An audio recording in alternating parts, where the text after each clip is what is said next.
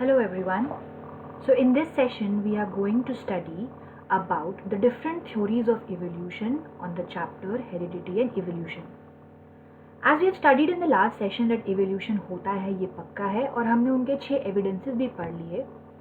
ये सब जानने के बाद अलग अलग साइंटिस्ट निकले और they started giving different theories, अपने रीजंस देने लगे कि आखिर इवोल्यूशन होता क्यों है. उन्हीं में से 2 इम्पॉर्टेंट थ्योरीज आज हम पढ़ने वाले हैं which are one of the landmark theories in the study of evolution. So the first theory in the history of evolution was given by a scientist जिसका नाम है जीन बैप्टिस्ट लामार्क.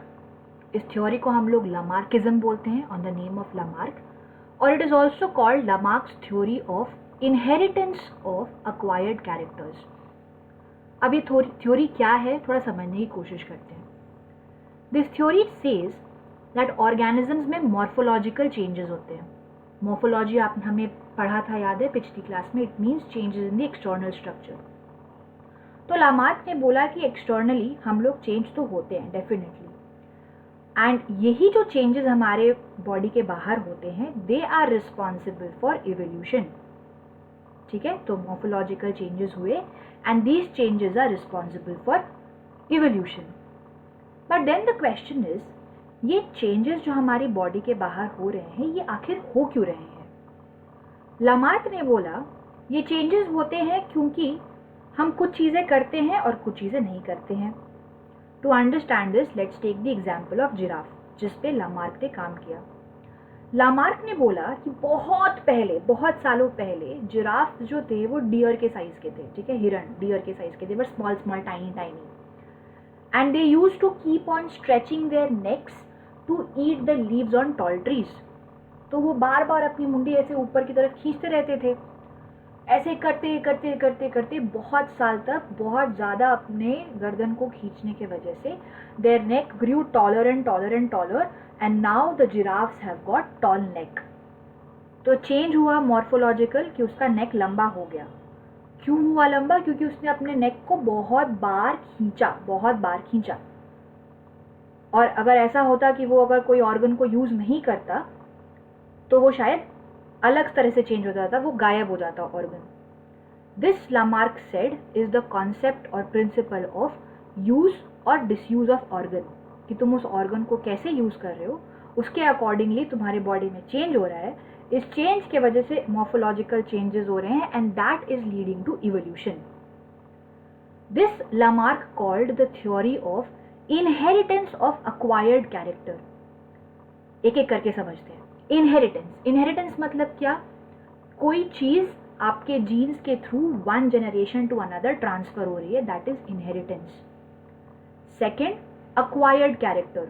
अक्वायर्ड मतलब कोई चीज जो आपको मिली है, आपके पास पहले नहीं थी. तो लामार्क ने बोला जिराफ, उसके पास हमेशा से लंबे नेक नहीं थे, but in the course of time he acquired that character, it acquired that character, तो उसके नेक लंबे हो गए. अब जब उसके नेक लंबे हो गए तो ये सारे लंबे नेक वाले जिराफ ये कैरेक्टर को अपने जीन्स में पास करेंगे और अब जितने भी जिराफ होंगे उनके लेग्स लंबे होंगे. Hence the theory of inheritance मतलब ट्रांसफर ऑफ अक्वायर्ड कैरेक्टर, वो कैरेक्टर जो आपने बाहर से लिया है.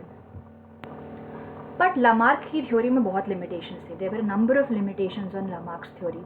What were they? Lamarck said that ठीक है अक्वायर तो होते हैं characters, and then he said कि ये कैरेक्टर्स ट्रांसफर भी होते हैं, they are inheritable.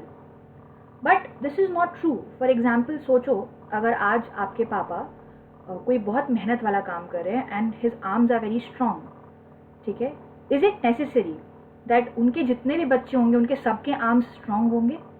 It is not. If you have a very good creativity right now, ज़रूरी तो नहीं है कि जितने भी तुम्हारे बच्चे होंगे उन सब के दिमाग बहुत क्रिएटिव होंगे. It is not necessary. It is a possibility but not necessary. This was shown by the experiment of rat. If you have seen the video, उसमें रैट की पूंछ काट दी थी and they were hoping that जो अब rats होंगे उनके पूंछ नहीं होंगे, बट ऐसा नहीं हुआ. So this was the limitation. Lamarck ने बोला नहीं वो कैरेक्टर जाएगा नेक्स्ट जीन में, बट ऐसा हुआ नहीं. तो अब लामार्क की लिमिटेशन गलत हुई तो नई थ्योरी आनी चाहिए. और वो नेक्स्ट थ्योरी कौन सी थी, किसने दी? वो नेक्स्ट थ्योरी दी डार्विन ने। Darwin is one of the most important scientist in the history of evolution. इनका नाम है पूरा चार्ल्स डार्विन। चार्ल्स डार्विन का आप वीडियो देखे होंगे, आपने देखा कि उसने बहुत रिसर्च किया and ultimately he came with the concept, बहुत ही पॉपुलर कॉन्सेप्ट है, सर्वाइवल ऑफ द फिटेस्ट। तो डार्विन कहता है कि जितने भी ऑर्गेनिजम्स है they all reproduce, everyone has to reproduce, humans, animals, micro organisms, they all reproduce and when they reproduce, जितने भी ऑफस्प्रिंग्स होते हैं they are competing with each other in a life threatening manner. मतलब it's a rat race, जैसे हम लोग बोलते हैं ना जिंदगी में ये रेस है, भागो भागो, सब लोग भाग रहे हैं, वैसे ही every organism is also fighting to survive. और इस कंपटीशन में, लाइफ के कंपटीशन में जीतता कौन है? जीतता वही है जो इस कंपटीशन के लिए सबसे फिट है। अगर आप किसी डिबेट में पार्टिसिपेट कर रहे हो तो वही जीतेगा जो सबसे अच्छा बोल सकता है, सबसे अच्छा कन्विंस कर सकता है। अगर आपको कंपटीशन है कि जानवर को डेजर्ट में रहना है तो वही जीतेगा जिसके पास में कम पानी पी के रहने की कैरेक्टर है। अगर आपको डेजर्ट्स में रहना है तो वही एनिमल सर्वाइव कर पाएगा जिसके पास थिक फर है। तो जो सबसे फिट है वही सर्वाइव कर रहा है। And you might not be born with that quality. ज़रूरी नहीं है कि हर एनिमल कम पानी में सर्वाइव करने के लिए बने हैं या फिर वो ठंडी जगह पे मोटे फर के साथ बने हैं। नहीं, विथ इवोल्यूशन आपने धीरे धीरे अपने आप को चेंज किया ताकि आप उस सिचुएशन के लिए बेस्ट बन जाएं। जैसे मुझे अगर अभी पब्लिक स्पीकिंग नहीं आती है तो मैं अपने आप को चेंज करूँगी, धीरे धीरे बोल बोल के हैबिट बनाऊँगी अपनी, ताकि मैं नेक्स्ट डिबेट कॉम्पिटिशन में जीत पाऊँ। मैं अपने आप को फिट बना रही हूँ, फिट बनाने के लिए चेंजेस कर रही हूँ। ये चेंजेस हैं जो इवोल्यूशन के फॉर्म में हमें दिखाई देते हैं and this helps us to survive. So this is the concept of survival of the fittest and it is applicable to any example that you can take in real life. But again, Darwin की theory में भी एक limitation थी। Darwin ने बोला it is only nature which will decide which is the factor for evolution, but this is not true. Scientist ने बाद में देखा कि नेचर के अलावा there are number of factors. आप कहाँ रहते हो, आपका खाना कैसा है, आप कैसे लोगों के साथ में रह रहे हो, all these decide what kind of evolution will happen. Also, Darwin just gave a theory कि ऐसा होता है and he could not give any explanation कि ये क्यों होता है. And science is always about how and why. If there is no explanation, it is difficult to proceed with that. तो हमने आज दो थ्योरीज पढ़ी। एक साइंटिस्ट लमार्क ने दिया था जिसको हम लमार्किज्म बोलते हैं, and second Darwin gave the theory of natural selection. But we also studied that both of these theories have limitations.